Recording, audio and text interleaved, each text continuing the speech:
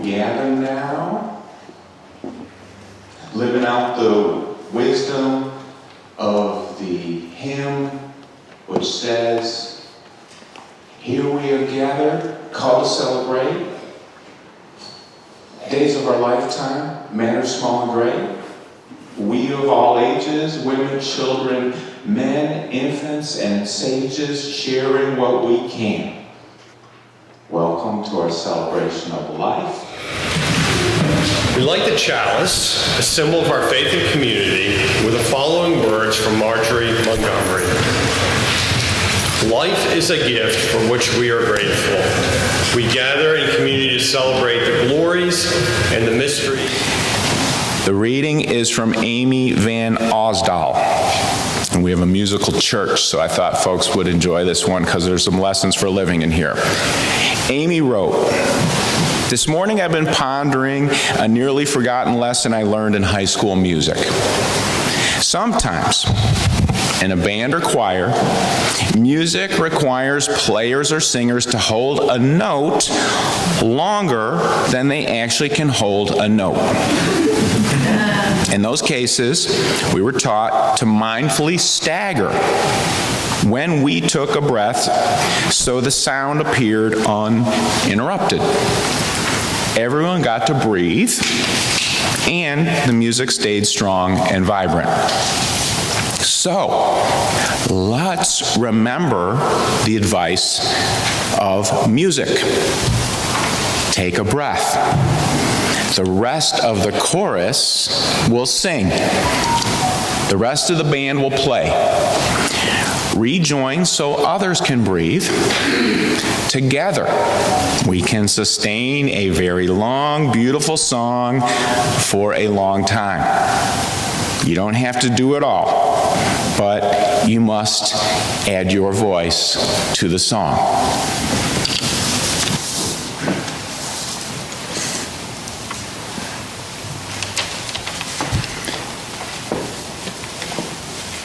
So there, Christopher Reeve sat in a wheelchair remembering how his fans around the world had adored him for his capacities to fly, run, fight villains. And in the flash of a bucking horse, he lost the capacity to walk to the bathroom or use his hand to drink a glass of orange juice. Christopher admitted to his friends that living with the reality of having become a quadriplegic, he really wanted to feel sorry for himself for a long, long time. Who wouldn't? But somehow, during those moments of deep angst, and I was blessed to know Frank Hall, who was his minister as well. I've been touched to be connected to some Superman stories, which he's shared about a lot publicly. Somehow, during those moments of deep angst, Christopher shut out the noise, said he heard a clear voice from within telling him which way to go. No longer able to use most of his body, Christopher focused his heart and mind on making a gratitude list for the blessings he still had in his life and reflecting upon who he was,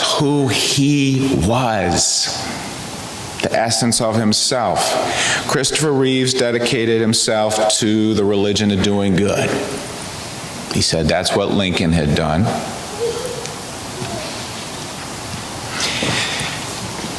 And resilience is a spiritual theme that we're looking at. And one definition of resilience is preparing for, recovering from, and adapting in the face of stress, challenge, and adversity. In our small groups, we've been asking, how do you find resilience in yourself? How do you build resilience? How do you prepare for, recover from, and adapt in the face of stress, challenge, and adversity? How do you do it? How do you fill your spiritual battery, harvest that energy to take on tough situations and bounce back? It's good, I think, sometimes start with saying what does not work. What does not work? People can lack resiliency for a number of reasons. I'll bet we could all make our own list.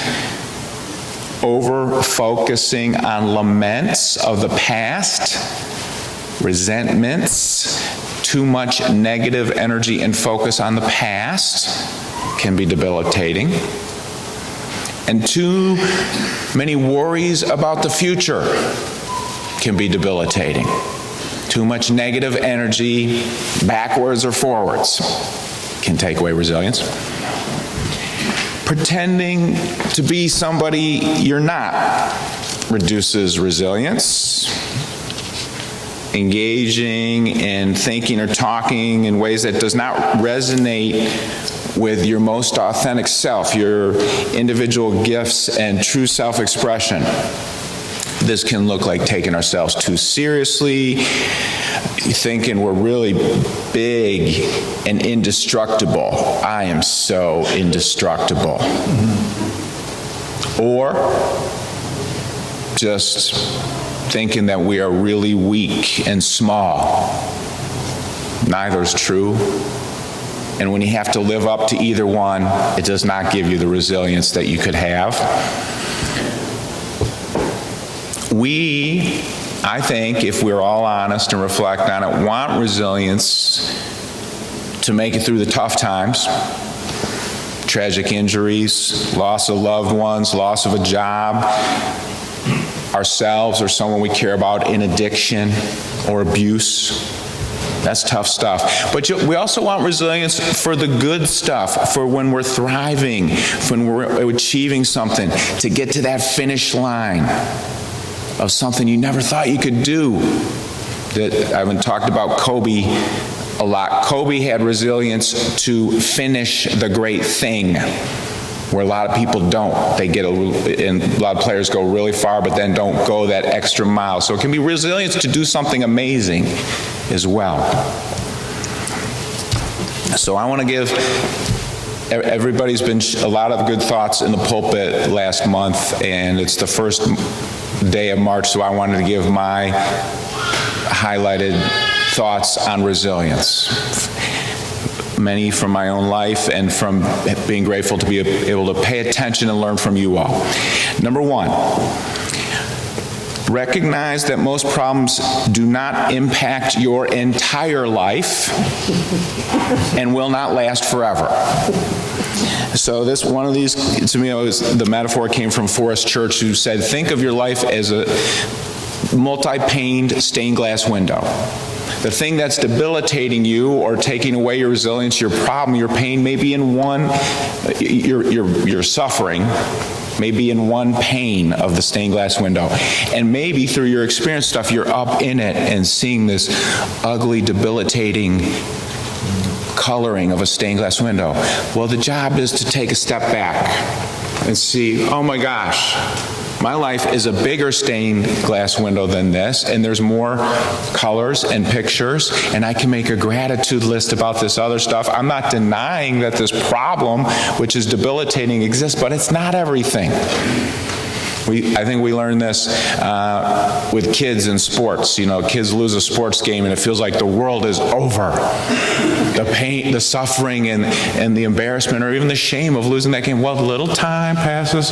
No, it's not everything. You guys lost that basketball game. It's not everything. It hurt. And you can feel that pain and use it to go forward, but it's not everything. This too shall pass. This too shall pass. Number two. Name the problem, maybe destigmatize it. My personal best example of this is around loneliness. Loneliness from very young had become a de-energizing dynamic in my life. And I was always a very social guy. always had a lot of friends and a loving family. I was a loving church, but I was around people. I didn't know how to name the emotion until I got in recovery from alcoholism. And in recovery from alcoholism, they talk about hungry. Don't be, if you're hungry, angry, lonely, or tired, you got to address it because you might slip. Well, I said, lonely. Let me think about that. I said, oh my gosh. I was lonely and had been lonely for a long time, and I was very embarrassed, if not ashamed by that. Tough guys aren't lonely. I was certainly a tough guy. So I had a lot of stigma around that, and I had to talk about it on a regular basis with people to put it in proportion and find healthy ways to deal with it. And people, by power of example and listening and hanging out, showed me. And I now have a fantasy of living in the mountains by myself with a bag of groceries and a bag of books. I do not suffer from loneliness anymore. Nobody should take that personally. It's not about anybody else. It's just I don't suffer from loneliness anymore, and I crave alone time. So, was that TMI? Was that TMI? What is keeping you down? What is sucking energy from your battery? Can you talk about it a little bit more and destigmatize it? Maybe you're thinking it's a big three-headed monster, and dealing with it can make, oh, it's just really a one-headed monster, and I can have tools for dealing with it. This connects to know yourself and be kind to yourself. To thine own self be true and kind. Buddhist teacher Sharon Salzberg says resilience is based on compassion for ourselves as well as others. Resilience is based on compassion for ourselves as well as others. So I'm starting, this one is being compassionate to you, the true you. And sometimes it's difficult to know how to be compassionate for you. Perhaps this example resonates. You're in a burdened situation. You got too much to do. You said yes to too many things, or life just happened and there's too much going on and you really have to do a lot. And you say, you know what, I'm going to be compassionate to myself and just carve in some time and relax and have some leisure. That may be the great thing to do, to be compassionate to you, hence building resilience. Or it might be draining as a form of procrastination. Could go either way. So you got to figure out, what do you need in that situation for you? Bigger example, it can come around grieving. How to be compassionate to yourself in grieving what you need to grieve. Here's an example I give. Somebody has lost an adult brother in a shocking, fast cancer loss, okay? Grieving, real hard, tragic. That person died too young, too fast. Definitional. There's no shoulds in grieving. Let's say that's your brother. You may need to wear black, figuratively. You may need to formally, purposefully grieve for many, many years. And just really live that out and just be in the grieving, the sadness, the anger, the loss. That could be the way to be compassionate to yourself. Or you may need to be sad and mad for about 4 days and then put on the purple shirt that your brother loved the most and dance. It might be just have fun to honor your brother. You might want to put on Michael Jackson and KC and the Sunshine Band. You might want to put on Off the Wall, which is probably the best album ever made in the history of America, and just dance in your living room to working day and night. That could be your compassion to you grieving. And those are a little bit the two sides of the spectrum examples, but grieving has no shoulds, and so we have to help each other be compassionate as we need to grieve. And that builds resilience. Then you build resilience because you're grieving the way you need to grieve. And there are thousands of points of lights and ways of being compassionate to yourself. You have to find the meditation, what spiritual practice, prayer, journaling, knitting, walking in the woods. How do you connect with the miracle of life to charge your battery? And of course, resiliency is helped greatly by getting enough sleep, exercise, and eating well. So now we go into the second part of the Sharon Salzberg advice of being compassionate for others. Contribute in community. This is a way to build resilience. When we do have to fend for ourselves in isolation, resilience is important, but it's often limited. Lately I've been thinking, I just rewatched a little bit of the movie 127 Hours. 127 Hours is about a real story of a hiker who went it alone in Canyonlands National Park. He was whatever was going on in his brain, he did not tell anybody where he was going.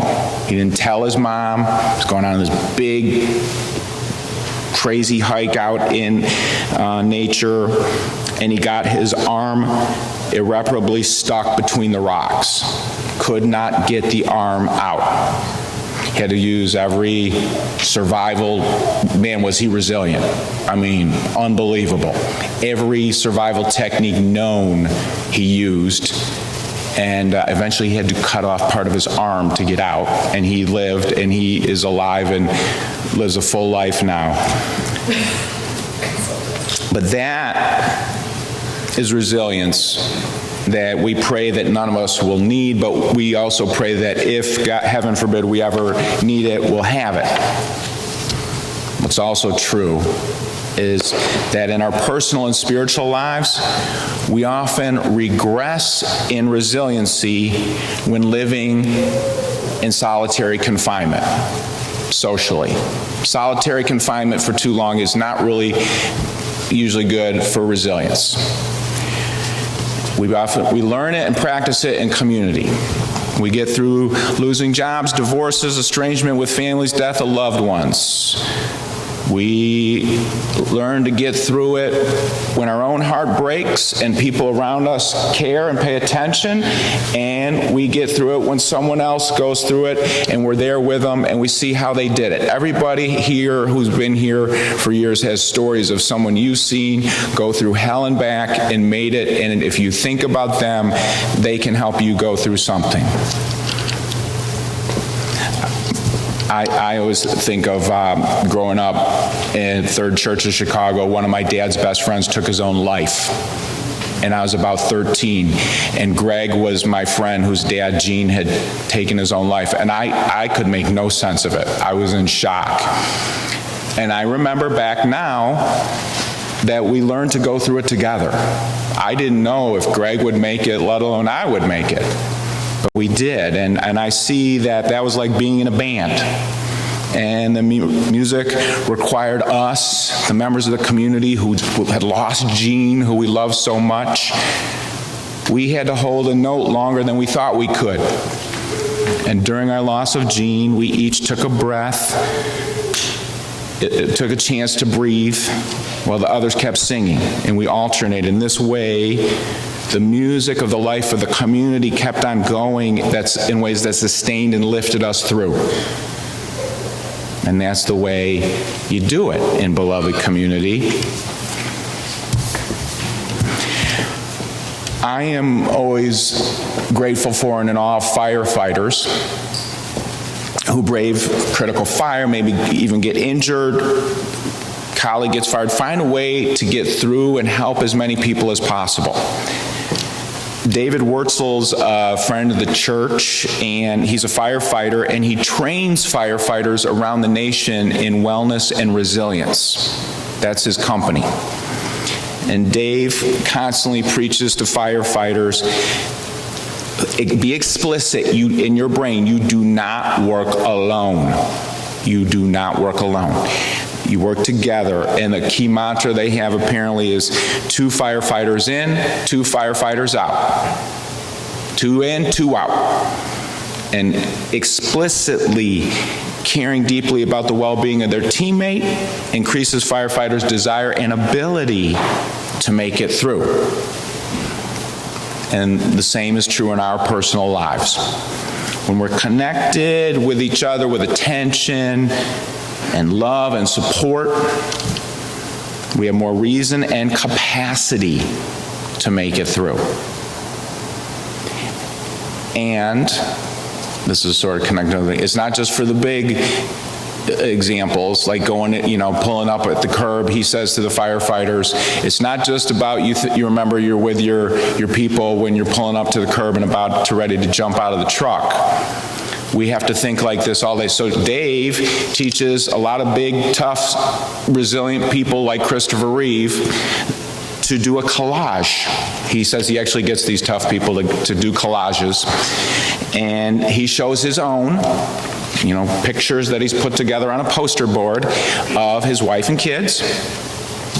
He's got pictures, literally pictures he cut out and glued up on the board of fellow firefighters, a nature scene at the Cape, Rabbi Heschel, Gandhi, Rocky. Dave does it, and he teaches others to do it. Every morning he looks at his collage, and he knows that's what gives me energy. That's what makes me stronger than I would be without them. So I think we can all do that. Whether you make a collage, which can be very valuable or not, but meditate on who gives you energy and resilience that you wouldn't have without them. Keep them close. And this goes to my last point, because a lot of times those folks, even though they can get on our last nerve, bring us joy. What brings you joy in anything? Joy gives resilience.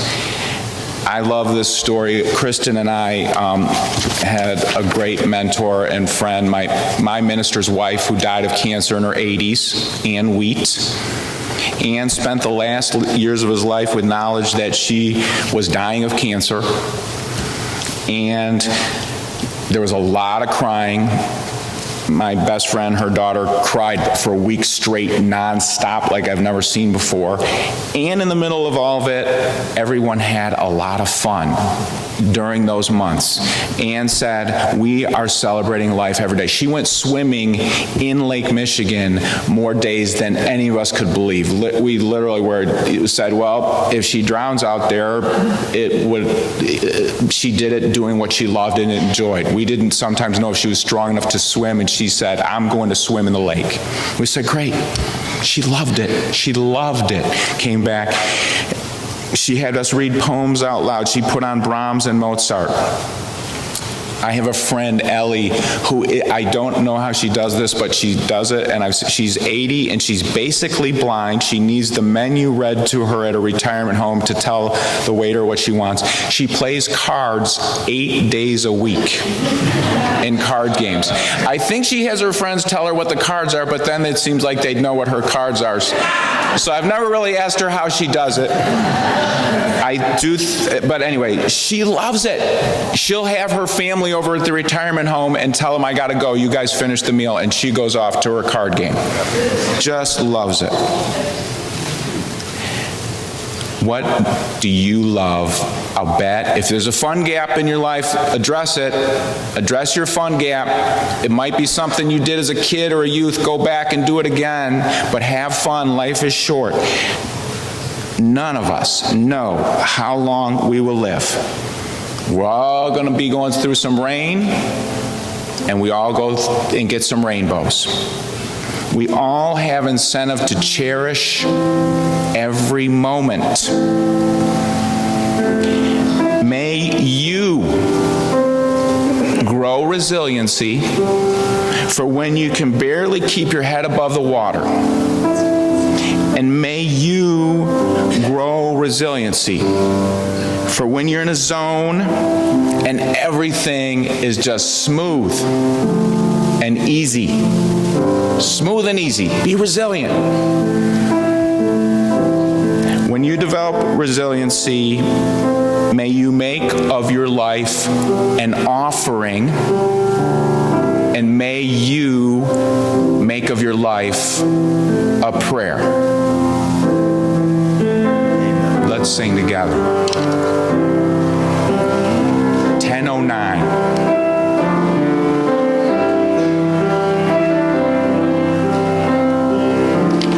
Remain seated. When I breathe in, I breathe in peace. When I breathe out, I breathe out love. When I breathe in, I breathe in peace. When I breathe out, I breathe out love. Breathe in, I breathe in peace. When I breathe out, I breathe out love. Breathe in, I breathe in peace. I breathe out, I breathe out.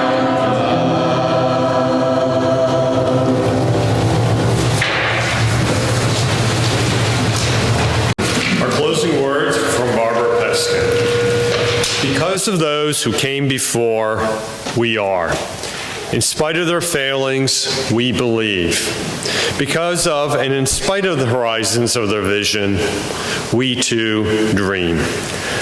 Let us go remembering to praise, to live in the moment, to love mightily, and to bow to the mystery.